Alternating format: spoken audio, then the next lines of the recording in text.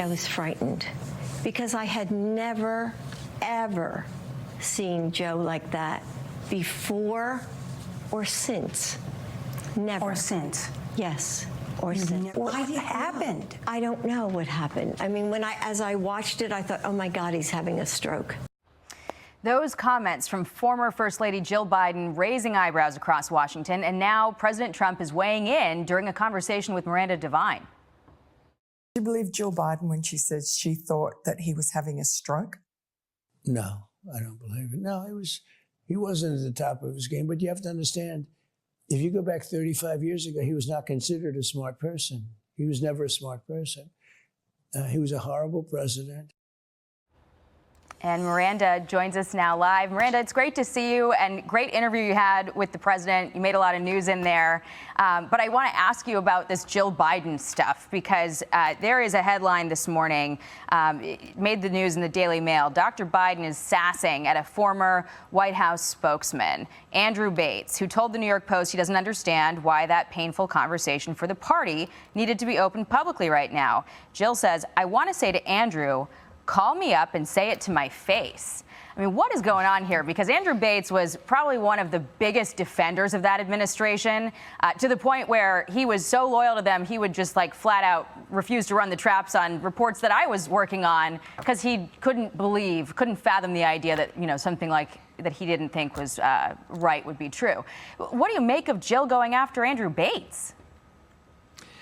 Well, look, Andrew Bates was notable among political operatives as being the most feral bulldog, and Joe Biden loved him. He would sick him on reporters or fellow Democrats that weren't blindly loyal and might be saying something true about Joe Biden's cognitive issues. And so Andrew Bates destroyed his reputation on behalf of the Bidens. And now, as happens to everybody who's not a blood relative, the Bidens have thrown him under the bus. So I'm not surprised to see it. And I think it's quite humorous that Jill Biden said, tell me to my face, but only on the telephone. So I don't know, she's maybe trying to be tough guy, but it's pretty mean, because she's shooting down. He would be one of the most junior members of their team. I mean, never mind that his comment really was more about the party wanting to focus on its message to going into the next election after having just had a devastating loss in the last one. But what makes you think, I mean, why do you think Jill Biden published this book now in the first place? The timing is strange. $30 million. She and Joe got a huge book contract, reported to be in the vicinity of $30 million. And as we all know, the Bidens love money.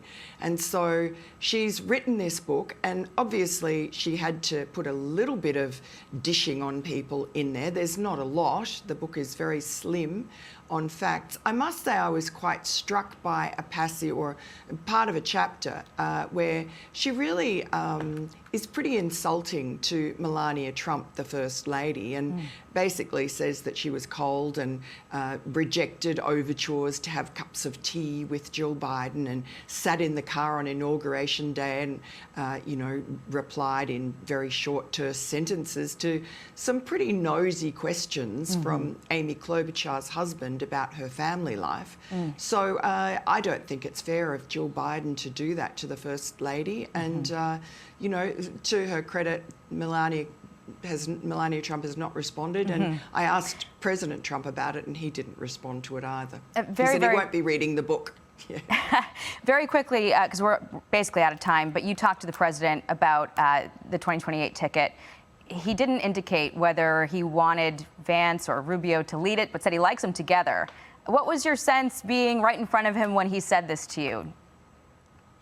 He never will be drawn on who he prefers, but he loves them both, thinks they're unbeatable. And he said he studies them when they're relating to each other. He's a student of human interactions, and he likes doing that. And he finds them particularly interesting and says they get on well, they're genuinely good friends. And anyone can see that. They banter, they have jokes. I think they are friends. So it'll be interesting to see what happens. All right, Miranda, great to see you. Great interview. You made some news. Thanks, You were ahead of Jackie. everyone on Todd Blanche, so great job. Talk to you soon.